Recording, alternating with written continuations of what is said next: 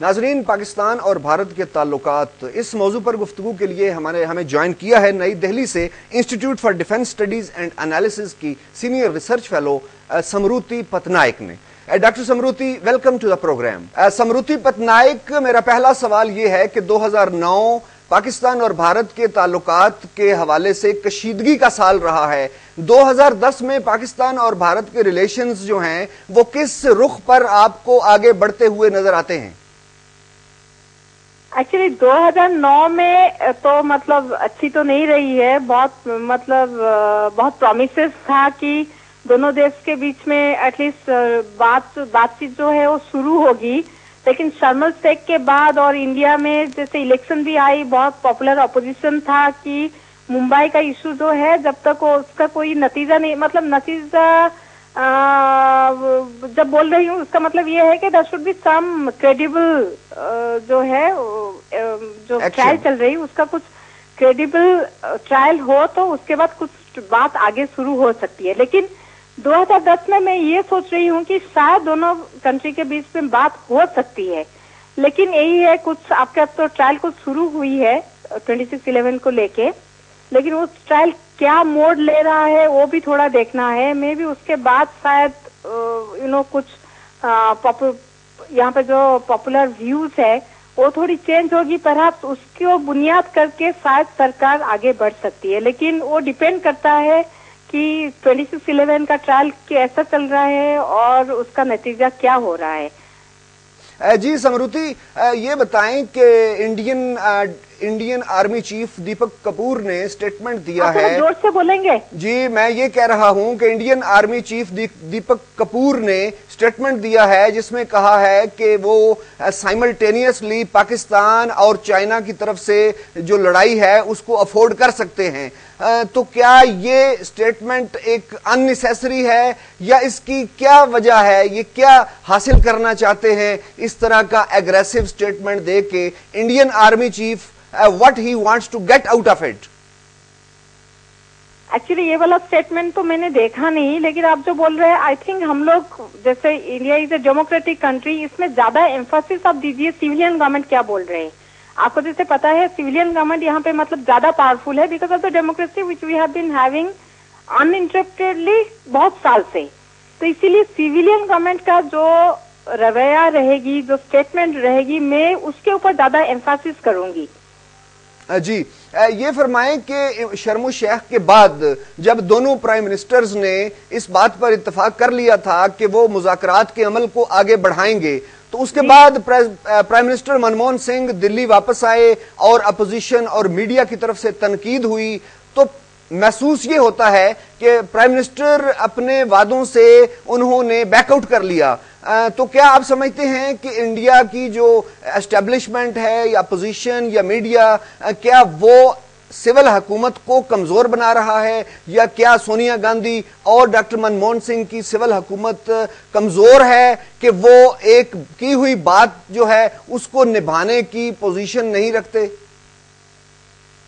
देखिए, ये एक चीज है जो शर्म एल शेख में जो बात हुई वो तो सबको, मीडिया को पता था कि वहां पे मुलाकात होगी, लेकिन मुलाकात में जॉइंट स्टेटमेंट होगी और जॉइंट स्टेटमेंट जो सारे चीज जो आई, जैसे मतलब टेररिज्म को डीलिंग करना, वो सारे चीज के लिए इंडियन पब्लिक जो है मतलब उतना जल्दी वो प्रिपेयर नहीं थे। मैं नहीं बोल रही कि लिंक करिए, लेकिन ये कभी कभी होता है, जैसे तुरंत अभी 26/11 हुई थी और ऐसे भी लोग थोड़ा मतलब गुस्से में थे, और तभी आप अगर टेररिज्म डीलिंकिंग की बात करेंगे वो डेफिनेटली एक्सेप्टेबल नहीं होगा।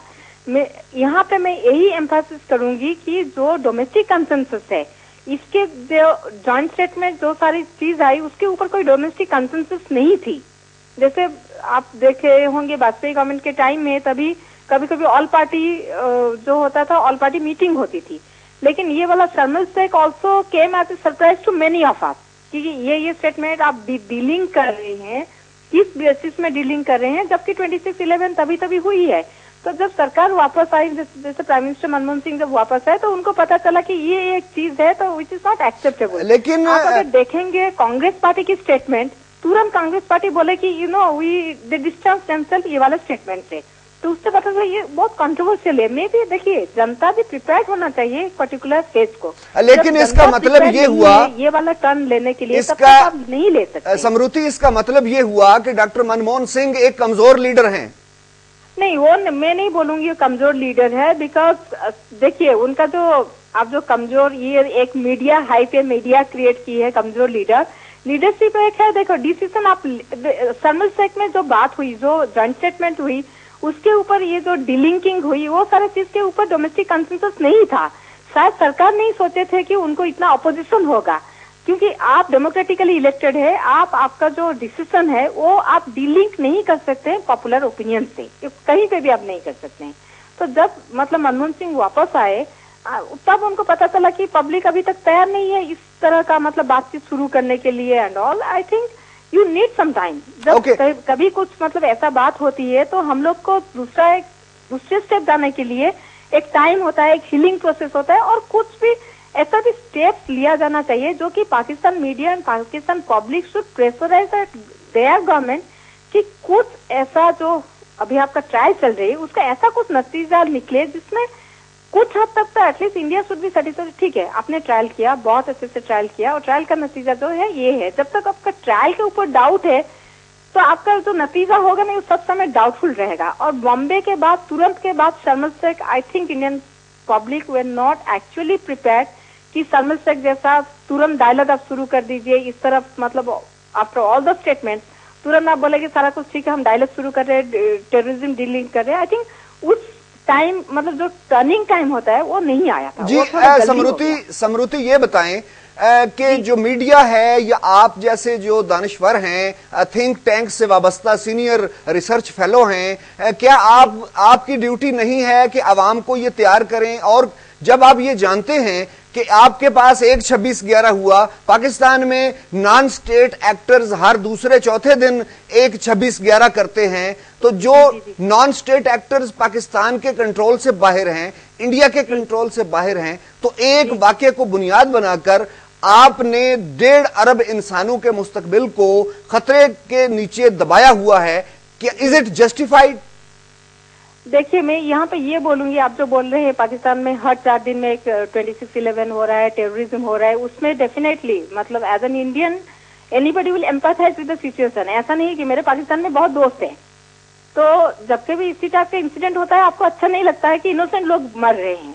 लेकिन इसमें ये बात हुई है कि जब मतलब अगर 26/11 हुई है, मैं आपका बात, आप अगर बोल रहे हैं कि पाकिस्तान का गवर्नमेंट का हाथ नहीं है, ठीक है, लेकिन जो आपका अगर मतलब कुछ ऐसा ट्रायल हो या ऐसा कुछ हो उन लोग के अगेंस्ट में जो लोग इन्वॉल्व है, ठीक है, स्टेट इन्वॉल्व नहीं है, नॉन स्टेट इन्वॉल्व है, तो नॉन स्टेट एक्टर के अगेंस्ट में आपको ऐसा सबूत जुगाड़ करना चाहिए जिसके ऊपर उनका कुछ ट्रायल कुछ नतीजे में पहुंच सकता है, ठीक है। तो फिर आप आगे बढ़ने का बात, ऐसा नहीं है कि मतलब दोनों देश में जो आम आदमी है वो बात करना नहीं चाहता है, मतलब आना जाना नहीं चाहता है, लेकिन ये है कि ठीक है हमारे अगेंस्ट में आपके मतलब कुछ लोग जो है वो ऐसे किए हैं, तो आप जब तक उनके अगेंस्ट में एक्शन लगे तो लगेगा ठीक है, पाकिस्तानियों भी सफर कर रहे हैं, वो भी हमारा दर्द समझते हैं, तो उसका मतलब ये है कि वो लोग कुछ एक्शन ले रहे हैं जिसको मतलब अच्छा लगे। आप जैसे आपके वहाँ पे कुछ एक्शन कुछ होगा जिसके अगेंस्ट में अगर इंडियन गवर्नमेंट कुछ एक्शन ले उन लोगों के अगेंस्ट में, तो आपको अच्छा लगेगा कि हाँ मतलब आप एम्पैथाइज कर रहे हैं हमारे सिचुएशन में, आप समझते हैं हमारे सिचुएशन। आप स्टेट जो है नॉन स्टेट एक्टर्स के अगेंस्ट में ऐसा मतलब एक्शन लेना चाहिए जो कि मतलब और आगे नहीं बढ़ना चाहिए इस टाइप का टेररिज्म इंसिडेंट इंडिया पाकिस्तान के बीच में। तो वो मुझे ये लगता है कि दोनों कंट्री की जब की सफर कर रहे हैं जो कि, लेकिन कारण दोनों का सफरिंग का अलग है, आपका टेररिज्म अलग है, हमारा जो टेररिज्म यहाँ पे हो रहा है वो अलग है, लेकिन यहाँ पे आप एक्शन अगर नहीं लेंगे तो कहाँ आपका फिर कैसे करके स्टेट और नॉन स्टेट के बीच में आप बोलेंगे ये स्टेट है ये नॉन स्टेट है। इसमें तो लग रहा है स्टेट और नॉन स्टेट जैसे मिले हुए हैं, अगर मिले हुए नहीं आप तो नॉन स्टेट है, उनको please take some action so that आपको भी वो लोग अटैक कर रहे हैं, तो if you take some action at least it will definitely give a signal to Pakistan. नहीं, लेकिन ये देखें पाकिस्तान ऐसा एक्शन देखें, गुजारिश ये है पर जाएंगे वो सोचेंगे एनीवे गवर्नमेंट का तो कोई ये नहीं है, इट्स नॉट वेरी स्ट्रॉन्ग। देखें अगर कोई इंडियन, आम इंडियन जो कम पढ़ा लिखा अगर वो बात करेगा कि पाकिस्तान की हुकूमत अच्छा काम नहीं कर रही और पाकिस्तान की हुकूमत एक्सट्रीमिज्म को सही तौर पर क्रश नहीं